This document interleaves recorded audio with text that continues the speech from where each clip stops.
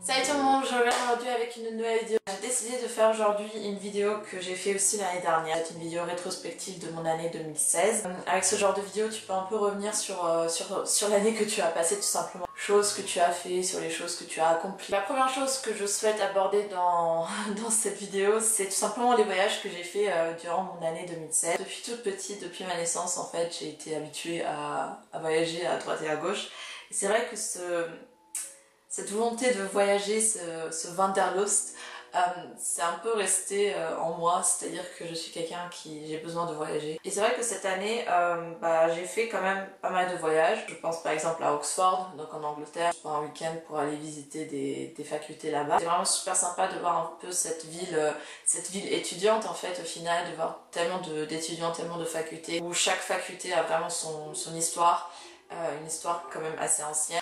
Ensuite, bien sûr, mes voyages de cet été, par exemple à Paris où je suis partie avec des amis. Il y a aussi Munich, de revoir du coup mes amis d'enfance et de passer tout simplement un petit séjour là-bas. Et puis pour finir, Amsterdam. Ça a vraiment été un voyage super cool pour moi parce que c'était mon premier voyage que j'ai fait à l'étranger toute seule, avec des amis. C'était l'occasion pour moi de rencontrer plein de gens. Je suis quelqu'un, j'adore rencontrer des étrangers, j'adore rencontrer de nouvelles personnes et c'est vrai que c'était un peu l'occasion de rencontrer de nouvelles personnes, de leur parler, de connaître un peu leur histoire, etc. C'était vraiment super sympa. C'était aussi la première fois dans cette année où j'ai du coup travaillé pour la première fois. Et j'ai gagné mon premier salaire, j'étais super méga fière de moi. Ensuite, un autre truc super méga important aussi, j'ai eu mon bac, donc je suis bachelière de 2016. Pour moi, le lycée c'est fini. Pour moi, les études obligatoires c'est fini. Donc ça a commencé avec la maternelle, ensuite primaire, collège, lycée.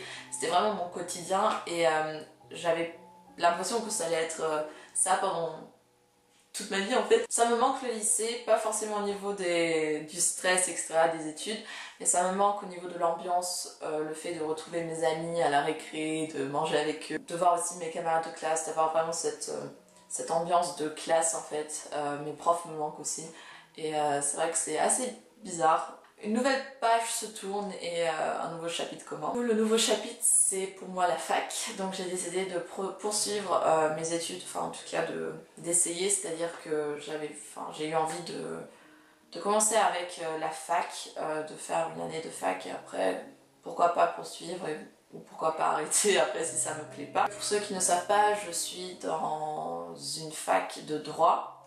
Donc dans une licence de droit franco-allemand, donc j'apprends le droit français et le droit allemand en même temps. Ici j'ai ma première année validée et je vais partir en deuxième année en Allemagne. Je suis rentrée du coup en fac et en fac je me suis fait de nouveaux amis que honnêtement je pensais pas me faire des amis comme ça à la fac, qui je peux me confier et avec qui je me sens réellement bien. Je fais des énormes bisous si vous voyez cette vidéo, je sais que vous allez la voir. J'étais super heureuse de me faire des amis à la fac parce que c'est vrai qu'à la fac c'est un peu compliqué parce que t'es un peu mélangé dans la masse, tu te trouves dans un amphi où il y a 600 personnes donc c'est un peu compliqué. 2016 est fini, une nouvelle année commence, c'est que l'année 2017 va me réserver plein de trucs, plein de nouvelles aventures et j'ai vraiment juste trop hâte de vivre tout ça. C'est vrai que c'est triste que les années passent tellement vite, je veux dire j'ai eu 19 ans cette année, du coup l'année prochaine je vais avoir 20 ans. Les années passent super vite, j'ai l'impression que c'était hier que je suis rentrée en CP.